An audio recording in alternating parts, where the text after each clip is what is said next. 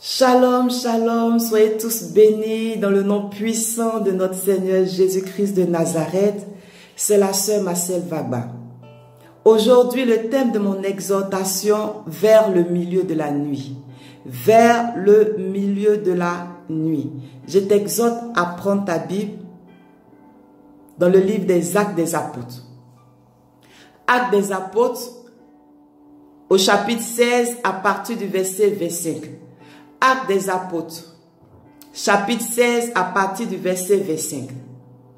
Vers le milieu de la nuit, Paul et Silas priaient et chantaient les louanges de Dieu, et les prisonniers les entendaient.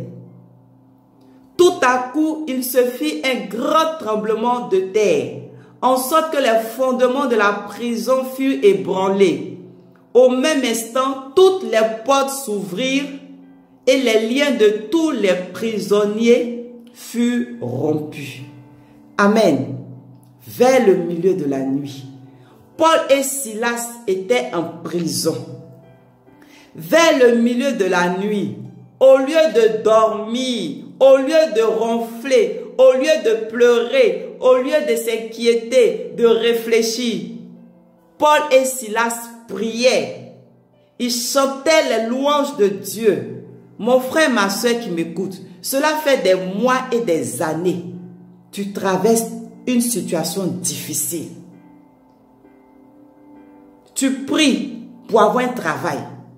Tu es encore au chômage. Tu pries pour avoir un enfant. Tu n'as pas encore d'enfant. Tu pries pour entrer dans le mariage. Tu es encore célibataire.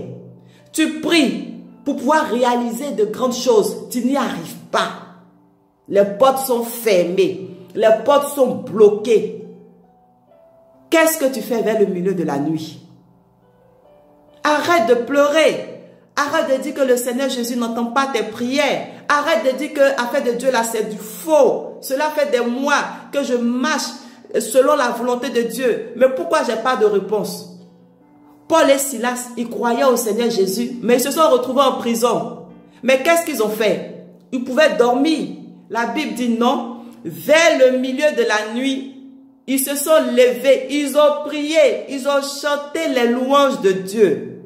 Quelque chose s'est passé. Quelque chose s'est passé. Mon frère, ma soeur, si tu te lèves vers le milieu de la nuit pour prier, pour chanter les louanges de Dieu, quelque chose va se passer. Les autres prisonniers, ils étaient couchés. La Bible dit qu'ils entendaient Paul et Silas prier et chanter. Mais ils étaient couchés.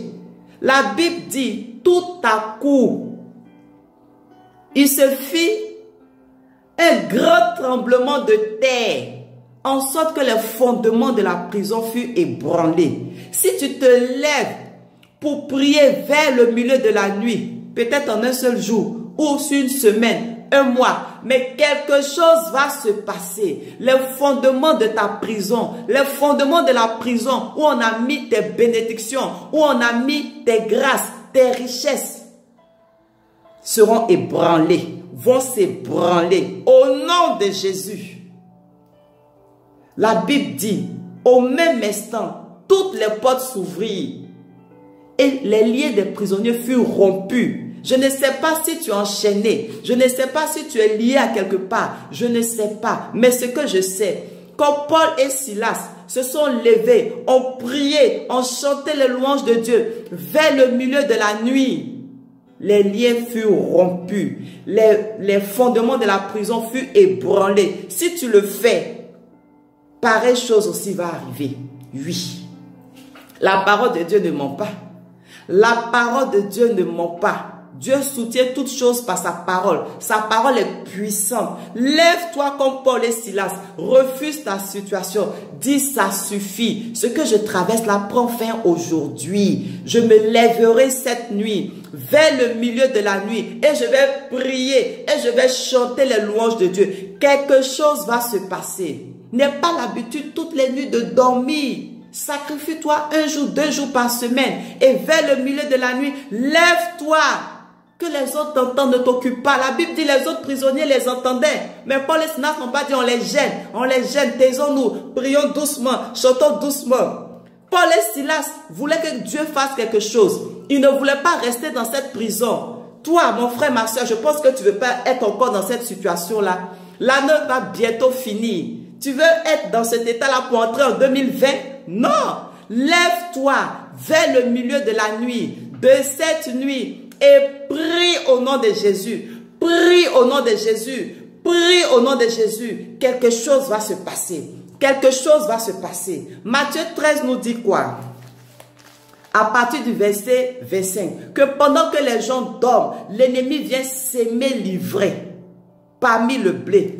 Tu as trop dormi. Les méchants sont venus s'aimer n'importe quoi dans ta vie. Les mauvais rêves, les cauchemars, on ne les fait pas en plein jour pendant qu'on est éveillé. C'est pendant qu'on dort. Les sorciers, les démons viennent s'aimer n'importe quoi dans nos vies.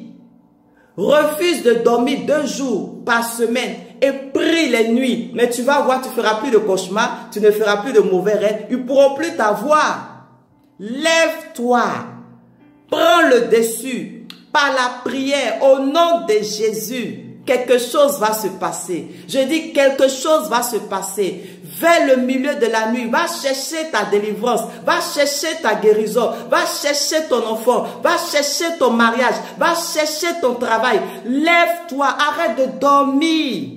Arrête de dormir. Pourquoi c'est toi qui dors toutes les nuits et puis tes ennemis, les sorciers, les sorcières, eux, toutes les nuits, ils sont sur leurs pieds. C'est eux qui entrent dans ta maison, c'est eux qui sèment ce qu'ils veulent dans ton foyer, sur la vie de tes enfants, dans ta vie, dans ton corps. Et toi, tu es là, tu dors, sous prétexte que non, tu te réveilles à 6 heures pour aller au travail, sous prétexte que non, c'est comme si, c'est toujours toi qui excuses. Mais les sorciers n'ont pas d'excuses, hein. La nuit, ils sont dans les airs, la nuit, ils sont dans la maison des gens. Toi, il faut refuser ça, hein. Vers le milieu de la nuit, assieds-toi dans ton salon et puis prie. Ils ne vont plus rentrer dans ta maison. Prie, ils ne vont plus entrer dans ta maison. Prie, ils ne vont plus te toucher. Ils ne vont plus toucher ton mari. Ils ne vont plus toucher ta femme. Ils ne vont plus toucher tes enfants. Hein. C'est une histoire de combat. La Bible dit que ce sont les violents qui vont gagner. Il faut te lever. Il faut te lever la nuit. Et il faut prier. Il faut chanter les louanges de Dieu. D'après quelqu'un, il faut que le pouvoir change de main. Refuse de dormir maintenant. Lève-toi et prie. Lève-toi et prie vers le milieu de la nuit.